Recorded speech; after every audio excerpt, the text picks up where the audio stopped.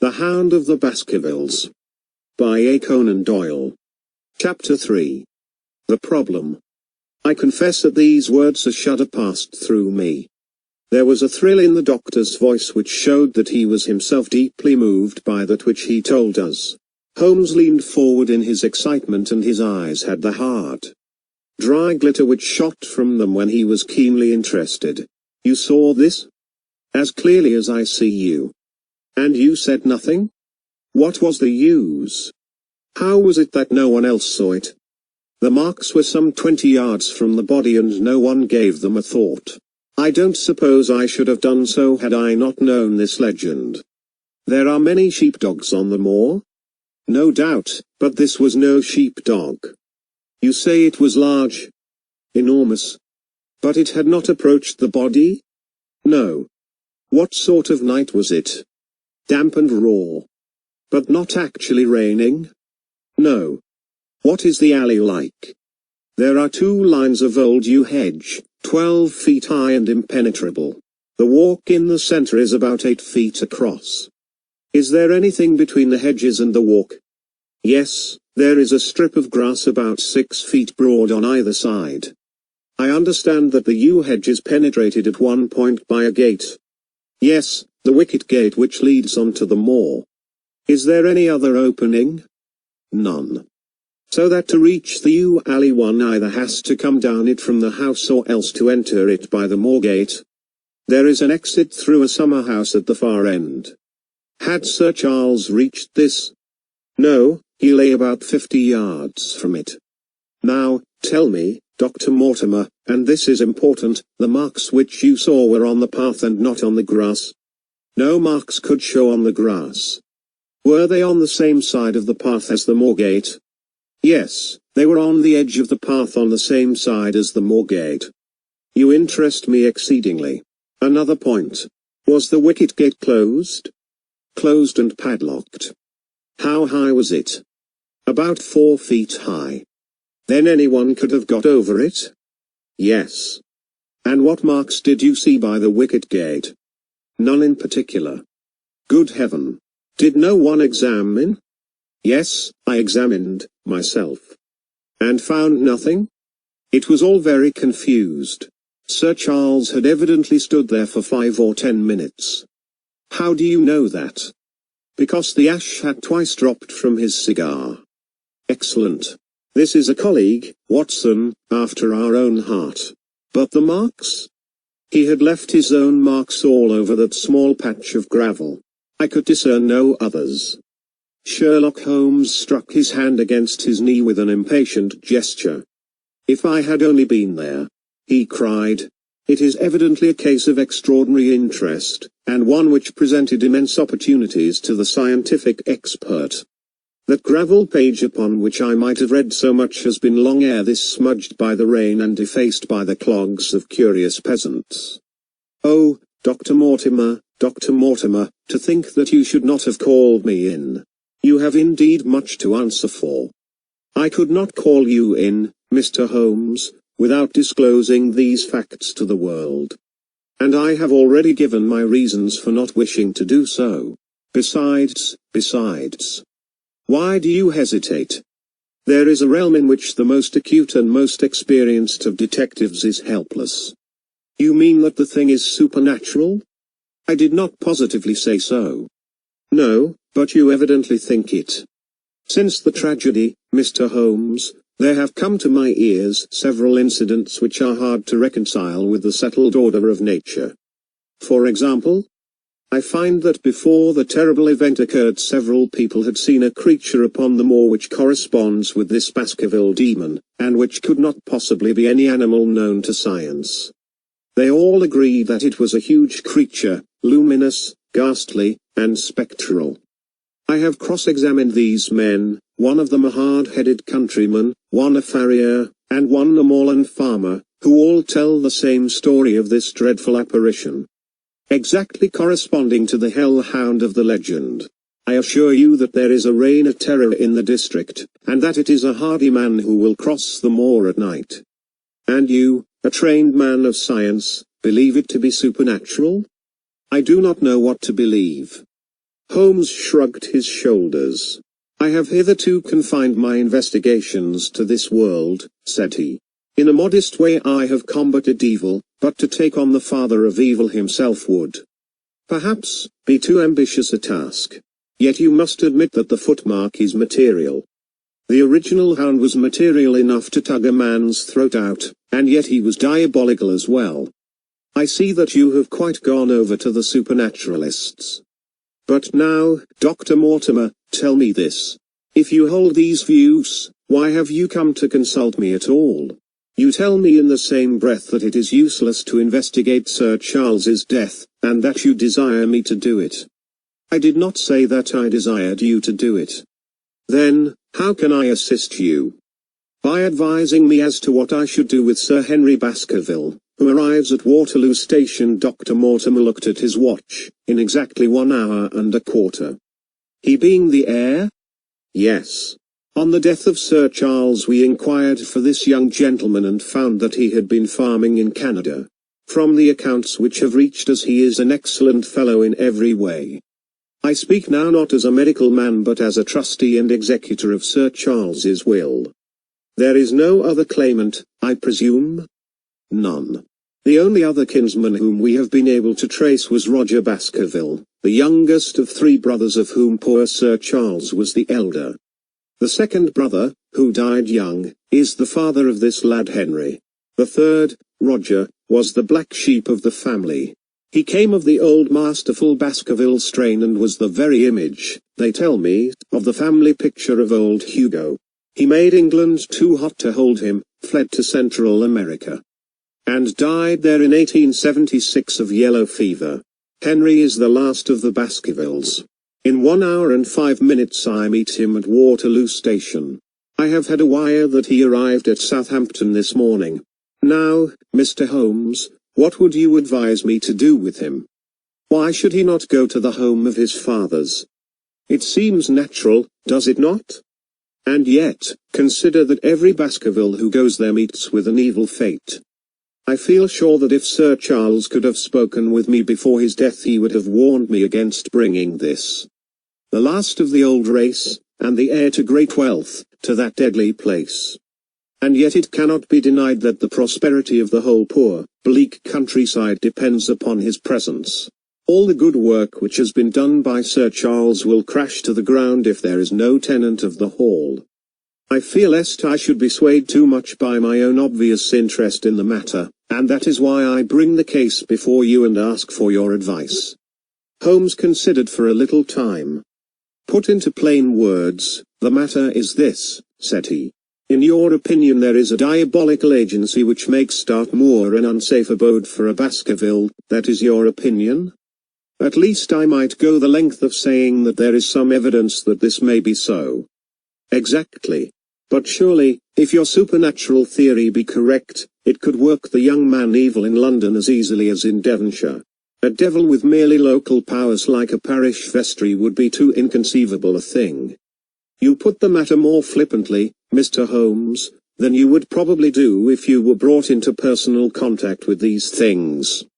Your advice, then, as I understand it, is that the young man will be as safe in Devonshire as in London. He comes in 50 minutes.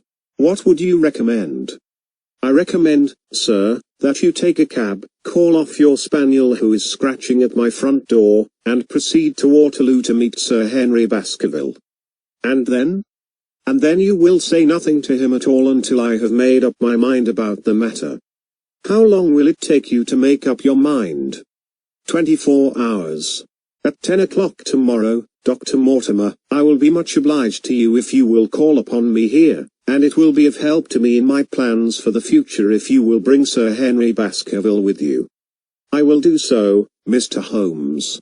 He scribbled the appointment on his shirt cuff and hurried off in his strange, peering, absent-minded fashion. Holmes stopped him at the head of the stair. Only one more question, Dr. Mortimer. You say that before Sir Charles Baskerville's death several people saw this apparition upon the moor?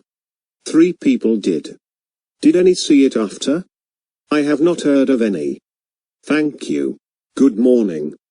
Holmes returned to his seat with that quiet look of inward satisfaction which meant that he had a congenial task before him. Going out, Watson? Unless I can help you. No, my dear fellow, it is at the hour of action that I turn to you for aid. But this is splendid, really unique from some points of view.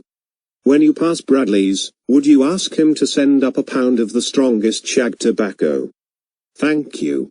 It would be as well if you could make it convenient not to return before evening.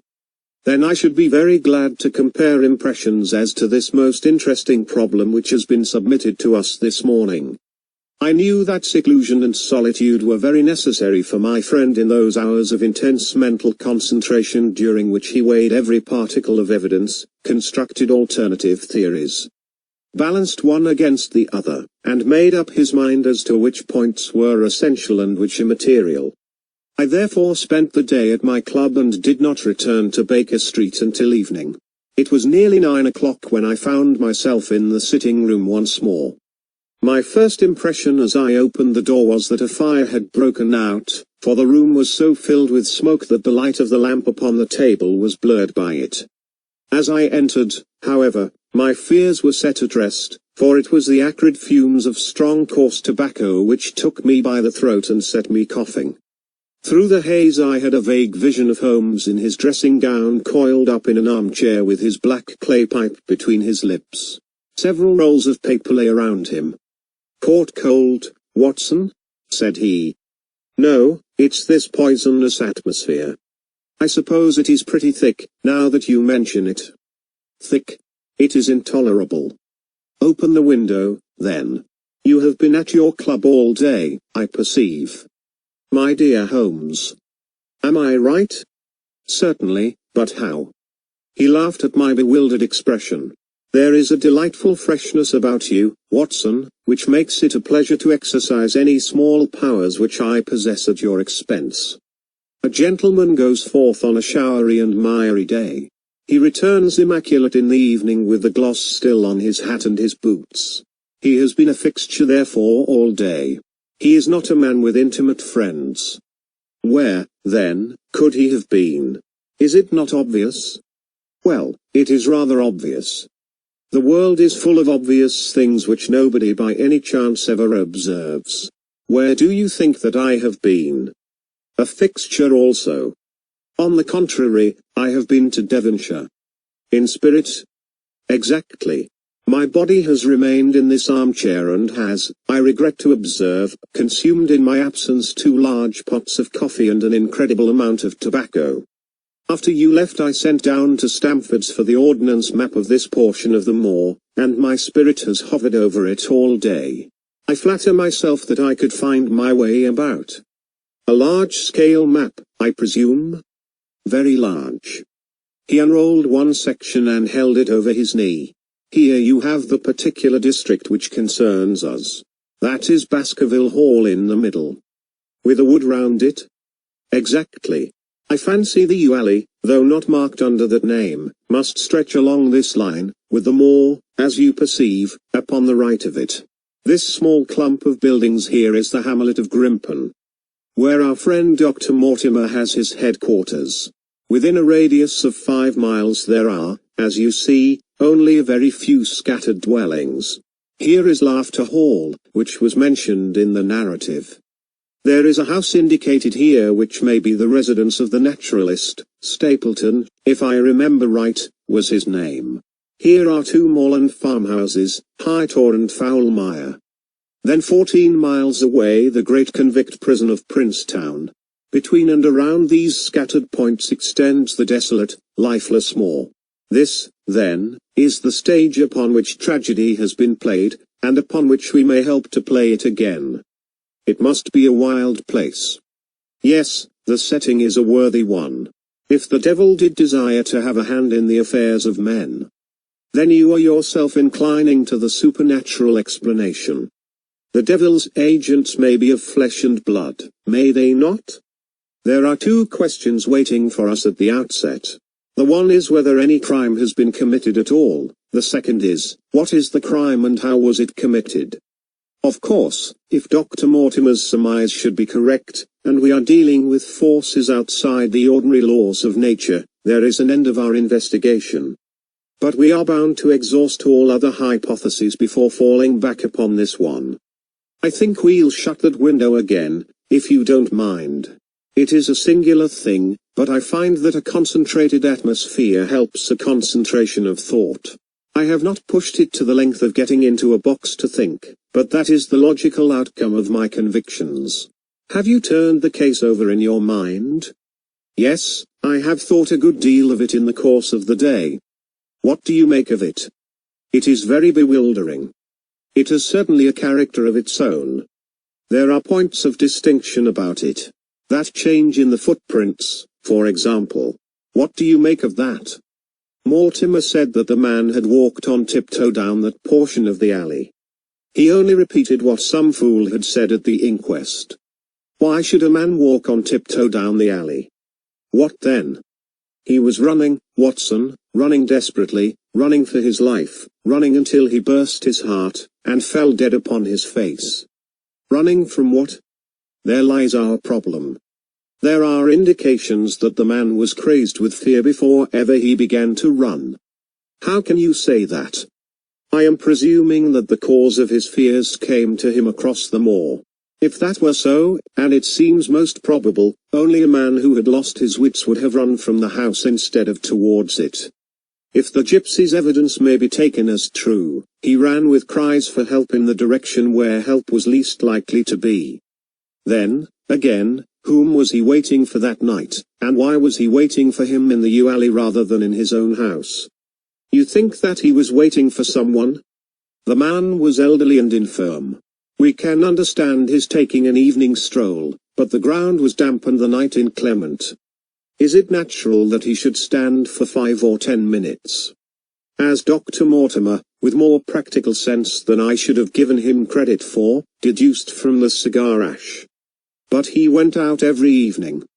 I think it unlikely that he waited at the moor gate every evening. On the contrary, the evidence is that he avoided the moor. That night he waited there. It was the night before he made his departure for London. The thing takes shape, Watson. It becomes coherent. Might I ask you to hand me my violin? And we will postpone all further thought upon this business until we have had the advantage of meeting Dr. Mortimer and Sir Henry Baskerville in the morning. End of the chapter. Thank you.